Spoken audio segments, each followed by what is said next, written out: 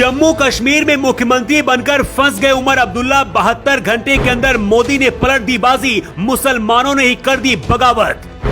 धारा 370 पर उमर अब्दुल्ला ने कर दिया ऐलान तो भयंकर गुस्से में आए मोदी और शाह। जम्मू कश्मीर में बीजेपी ने चला सबसे बड़ा दांव। अमित शाह का प्लान जानकर मोदी भी हैरान। 48 घंटे के अंदर जम्मू कश्मीर में होगा हिंदू मुख्यमंत्री का ऐलान। कट्टरपंथियों में मच गई भगदड़। उमर अब्दुल्ला के मुख्यमंत्री बनते ही कट्टरपंथियों ने कश्मीर पर धावा बोल दिया है। जम्मू कश्मीर में अगले कुछ घंटे में क्या होने वाला है? उमर अब्दुल्ला ने धारा 370 पर जैसे बयान दिया, मोदी शाह भयंकर गुस्से में हैं। उधर कश्मीर के मुसलमान भी नेशनल कॉन्फ्रेंस और कांग्रेस पर भड़क गए हैं। अमित शाह ने ऐसा भयंकर प्लान तैयार किया है जिसके बारे में जानकर मोदी भी हैरान है। उमर अब्दुल्ला को जम्मू कश्मीर के जिन लोगों ने मुख्यमंत्री बनाया उनके साथ ही धोखा हो गया। लेकिन इसी बीच अब मोदी शाह ने कश्मीरी पंडितों की एंट्री कराकर हड़कंप मचा दिया है।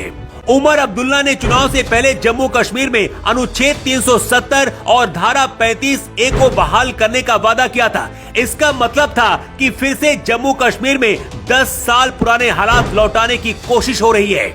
इसका समर्थन कांग्रेस ने भी किया है, क्योंकि राहुल गांधी की कांग्रेस ने उमर अब्दुल्ला की पार्टी नेशनल कॉन्फ्रेंस के साथ गठबंधन किया है। दूसरा सबसे बड़ा वादा उमर अब्दुल्ला का यह है कि वो जम्मू कश्मीर को स्वायत्त राज्य का दर्जा दिलाएंगे। इसका मतलब यह है कि जम्मू कश्मीर का अलग झंडा लौट सकता है और इसका समर्थन भी कांग्रेस कर रही है। लेकिन मुख्यमंत्री की शपथ लेने से पहले ही उमर अब्दुल्ला ने ऐसा बयान दिया जिसकी वजह से कश्मीर के मुसलमान ही भड़क गए और यहाँ तक दावा किया जा रहा है कि नेशनल कॉन्फ्रेंस के अंदर ही बगावत शुरू हो गई है। दरअसल चुनाव जीतने के बाद उमर अब्दुल्ला ने कहा है, हम अनुच्छेद 370 पर बात करते रहेंगे। इस वक्त दिल्ली में जो सरकार है वो हमारी मांगों को नहीं मानेगी, लेकिन आने वाले वक्त में दिल्ली की सरकार बदलेगी और उसके बाद हम उस सरकार से बात करते रहेंगे। जम्मू कश्मीर के मुसलमानों का कहना है कि जब पता था कि मोदी के रहते 370 नहीं हटा सकते तो फिर वादा ही क्यों किया था। जम्मू कश्मीर में मुख्यमंत्री तो उमर अब्दुल्ला होंगे, लेकिन सरकार दिल्ली से ही चलेगी। ये कैसे होगा इसे समझिए। जम्मू कश्मीर अब केंद्र शासित प्रदेश बन चुका है। कोई भी बड़ा फैसला लेने से पहले जम्मू कश्मीर के गवर्नर से परमिशन अब्दुल्ला सरकार को लेनी होगी और गवर्नर वही करेगा जो दिल्ली में बैठा गृह मंत्रालय चाहेगा। असद उद्दीन ओवैसी ने भी उमर अब्दुल्ला के मजे लिए हैं। ओवैसी ने कहा कि उमर अब्दुल्ला मुख्यमंत्री बनने के बाद बिना गवर्नर की परमिशन के एक प्यून भी नियुक्त नहीं कर पाएंगे। मतलब असली खेल उमर अब्दुल्ला के मुख्यमंत्री बनने के बाद शुरू होगा। इसे इत्तेफाक कहें या फिर कुछ और, जम्मू कश्मीर में नेशनल कॉन्फ्रेंस की सरकार बनते ही लगता है कि फिर से 10 साल पुराने हालात लौटने वाले हैं, क्योंकि कट्टरपंथी और आतंकियों ने अभी से निशाना बनाना शुरू कर दिया है और आने वाले वक्त में कश्मीर में रहने वाले हिंदुओं को और भी ज्यादा टारगेट किया जा सकता है। जम्मू कश्मीर चुनाव रिजल्ट के बीच अनंतनाग में आतंकवादियों ने 2 जवानों का अपहरण किया। ये जवान अनंतनाग के वन क्षेत्र में तैनात थे। एक जवान को आतंकवादियों ने गोलियों से छलनी कर दिया। अब्दुल्ला परिवार अनुच्छेद 370 को बहाल करने का वादा करता है। इससे आप समझ सकते हैं कि अगर अनुच्छेद 370 बहाल हुआ तो जम्मू कश्मीर में क्या हो सकता है। जम्मू कश्मीर की उमर अब्दुल्ला सरकार में अब मोदी शाह ने कश्मीरी पंडितों की भी एंट्री करा दी है। 370 हटने के बाद जम्मू कश्मीर रीऑर्गेनाइजेशन एक्ट 2019 के तहत विधानसभा में 5 विधायकों को एलजी नामांकित कर सकते हैं। ये नियम महिलाओं, कश्मीरी पंडितों और पीओके के प्रतिनिधित्व के लिए लाया गया था। जुलाई 2023 में इस पर संशोधन भी किया गया था।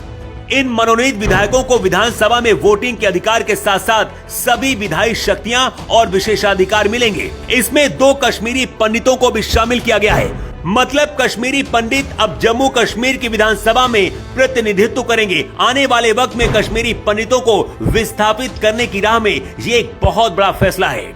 जम्मू कश्मीर विधानसभा पौडुचेरी की विधानसभा मॉडल पर आधारित है।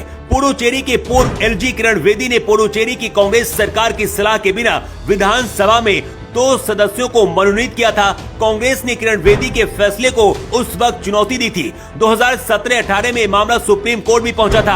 हालांकि सुप्रीम कोर्ट ने इस मामले को कानून का उल्लंघन नहीं माना था। जम्मू कश्मीर में मुख्यमंत्री बनकर भी अब लगता है कि उमर अब्दुल्ला फंस गए, क्योंकि चुनाव से पहले अनुच्छेद 370 को वापस लाने के वादे से अब पलट गए हैं, जिसकी वजह से कश्मीर के मुस्लिम खुद को ठगा हुआ महसूस कर रहे हैं। इधर दिल्ली में बैठकर मोदी शाह भी इंतजार में है कि कब गठबंधन में बगावत हो और कब जम्मू कश्मीर में बीजेपी की सरकार बने। और अगर ऐसा होता है तो बीजेपी की पहली पसंद यही होगी कि कोई हिंदू कश्मीरी पंडित ही जम्मू कश्मीर का मुख्यमंत्री बने, क्योंकि 2014 में प्रधानमंत्री बनने से पहले मोदी ने ऐलान किया था कि वो जम्मू कश्मीर में फिर से कश्मीरी पंडितों को विस्थापित करेंगे।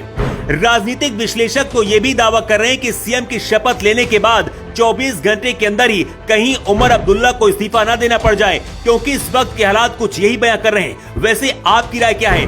कमेंट बॉक्स में लिखकर जरूर बताएं।